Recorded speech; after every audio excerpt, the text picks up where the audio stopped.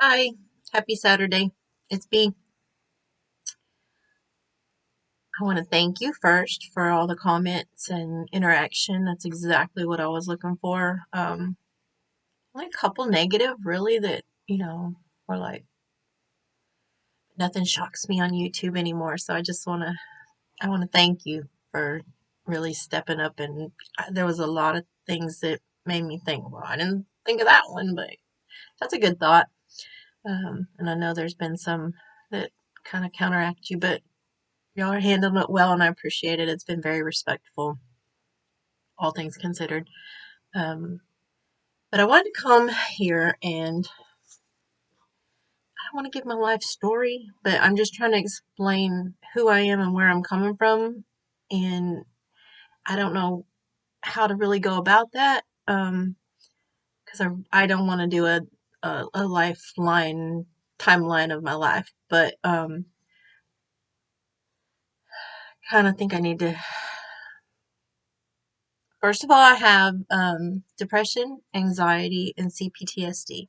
So that's kind of where I get overwhelmed sometimes and I can't feel like I can't take a deep breath. And I seem to work through it. I've had a lot of therapy and learned to cope with things over the years. And so, but you may notice that, and that's where that comes from. It's not like, I don't know, I just wanted to, if you see it, it's me struggling. It really is. Um, so I grew up in a single parent household with my mother. I mentioned in the other video that she had substance abuse issues. It was more self-medicating. I'm not sure she did it for wasn't for the thrill. It was for the numbing. And I mean, I think y'all know that that's part of it. But so my parents separated before I was born and divorced when I was 6 months old. And it's not relevant in some ways, but it's it I grew up normal. In my mind, everything was normal because that's what I was born into and that's what I knew. So when now looking back, it's like, what? People have two parents in the household? How does that work? And I mean, there's just things that now are like, well, that was not normal at all. Having drugs, alcohol. My mom was running the bars and running them, managing them and stuff. And so I'd wake up with people asleep on my living room floor that had passed out the night before when I was, and it was normal. It wasn't like looking back now, it's like I would never put children in that situation, but it was normal. So it's what I knew. And it didn't seem bad. There was, all the bad things that come with it. There were fights and weapons and physical abuse and all of that, and it was normal. So it wasn't like I was in a childhood today, like where kids call CPS on their parents or anything like that. It's like it was what it was. That's didn't everybody have that? Just keep going to school, keep doing what you did.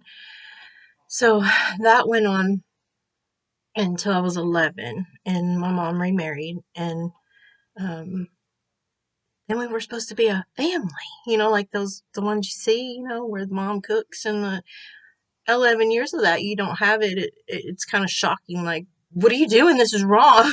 It's like the most normal things were wrong. um Having a man that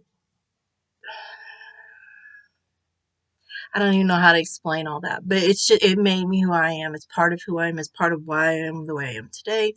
um they divorced after a lot of physical abuse and horrible things went on in that marriage, and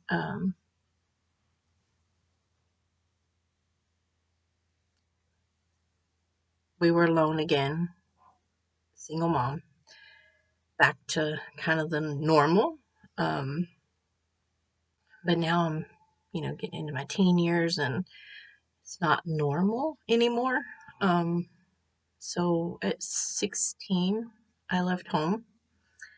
I tried to continue to go to school for just a couple weeks, and I was already too much of an adult and working and going to school and couldn't put up with the childish ways of the students. I mean, I know it sounds horrible, but it was like, I can't deal with this. And I went and got my GED immediately, like that day. I didn't, wasn't one of those, oh, I'll think about this. And I was like, I'm done. I gotta graduate today. I can't wait 2 more years. Um, so I did that and worked and lived and had a relationship, and things didn't quite work out. And so then I decided to go to college, and I had great plans. Everything in my mind was lined up. So I was going to go to school and get my paralegal degree. And while I worked as a paralegal to pay for my legal to go to law school, I had all these intentions. I was going to be a lawyer. Um, it stemmed from issues that arose in my life and in my family's life. And I had a real strong interest in father's rights. So that was kind of where I was leading in family law, and I was going in that direction. But I didn't finish my schooling. I met the love of my life. My knight in shining armor come to rescue me from my life. That turned into a nightmare. Total nightmare. Isolated from the world, isolated from school, isolated from everything. Everything. Family. Um, Physical abuse started almost immediately. But there was excuses after excuses, and sorry. Didn't think this was gonna happen. It's been a while. Um so didn't finish school, got stuck in that, took forever to overcome all that, get out of that. Nearly 20 years. A long time. So I have a lot of history of domestic violence and abuse, and overcoming that truly. So not recent, but later on, after that, 2 years of therapy to recover and to try to figure out who I am. I didn't know who I was. I was told who I was. Even as a child, I was to be seen and not heard. And so that led into probably the acceptance of all the control that he put upon me. And so anyway, I got away from that and into my now current, well, I was single for a couple of years and single mom doing things. But I got into my current relationship and had the opportunity to go back to school and took it and didn't know who I was or what I wanted to be at this point in life. It had been so long, and so I just went back to what I knew. So I went ahead and I got my degree, full degree, um, from not a, they have those trade schools now, but I didn't go to trade school. I went to college. I went to an ABA accredited college and got my paralegal degree and added a certificate to that for conflict management and decided I don't want to do this. This isn't who I am. That was in one of my conflict management things. We had to, they took a little book and gave us a little paper, and you had to make a spine for the book, like a book jacket. And on the book jacket, you had to write the story of who you are, or, the title. And my title, I didn't know what to do. If you put things in front of me that I can read and put in a if you put something in front of me that I have to decipher, I can do that. To ask me directly, I draw a blank. I don't know who I am, what I want to be, what I'm going to do, I don't. I just don't. So anyway, they one of the exercises was to go around the room, and you had to get people to understand your name, to keep your name in. It's if you add a adjective in front of your name, it helps people remember. So we had to go around the room, and like there was Mouthy Mary. So you remember Mary when you look at her and say, oh, that's Mouthy Mary. It's just in your head. So mine was becoming B. And then when we did the book exercise, because I was trying to become who I am, who am I? What am I? Who am I? I don't know. I'm still becoming that person. So that's what I put on my book jacket, was the title of my story, Becoming B. And moving forward, I hated that profession. It's jaded that you take an oath of ethics, both as a paralegal and as a lawyer, and nobody was following the oath of ethics. So I couldn't take it. I can't take the handshakes and the doing things for the money, not for the right reasons. And I understand you have to make money. That's it's a whole convoluted thing. So when I don't finish a sentence, this is what I'm trying to get to. A lot of my materials were write memorandums and stuff. So you read stuff and you wrote stuff. So I got good at, my brain can put it into the paper, but for it to come out of my mouth, I didn't speak. I still don't speak to a lot of people, to a lot of things. Speaking's hard for me because of the situation I came from.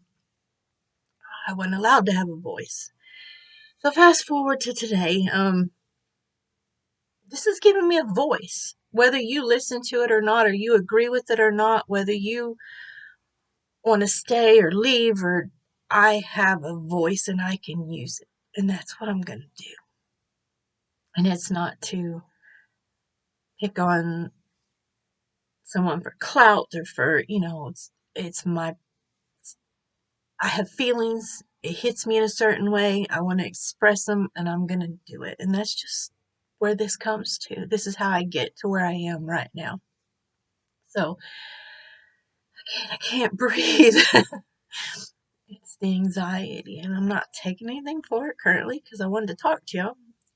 But I came in here and I turned the computer on, and it was 11:11. And that's February 11th, and not that that's 11:11, but it's just like I felt it was time. It was time to do this in order to maybe understand who I am and why, if I have quirks or not getting a complete thought out, it's because it's in there. And if I could type it in a comment section, which I've been doing for years now with you people, some of my people in here, it flows better. But I want to find my voice. I want to be able to, the intelligence that's in my head, I want it to come out of my mouth. I know it sounds crazy, but it will eventually. The more I talk, the easier it is to get that out. So just bear with me, or don't. But um, it's gonna come out, and it is what it is. So it's for me more so. And if you're struggling with that too, then it's for you. Have your own voice. I found it easier to have interaction with people in the comment sections for a very long time, and that gave me the confidence to have, I don't want to say friendships. I have made friendships from YouTube, but to be able to have adult conversations with people. Um, but now I want to take the things I can't put in so many characters in that little chat box, and put them out there, because it has to come out of me to get to the point. And I'm not going to get any better at getting my point across if I don't try. And so that's what I'm going to do. I'm going to just try to be me, becoming me. Um, I appreciate everybody who's been here. I appreciate you stay. I really would like to try to figure out where this is going. Um, Again, have my pup. She's gonna be part of me, part of here. So, um, I want to thank you again. And this week I would really like to try a live.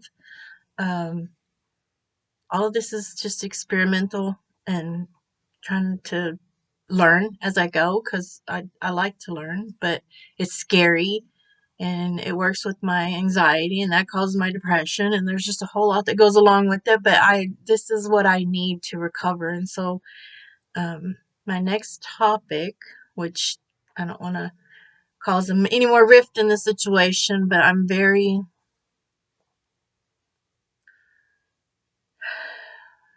very much into this Ryan Upchurch and his mother story that's happening right now. It's a story to us. It's their life. That's what's sad about it. But anyway, so I'd kind of like to do a live this week, and we'll see. Hopefully, I'm not sure, but I'm convincing myself that I'm gonna do it. So bear with me. Thank you for being here. I appreciate you. Bye bye.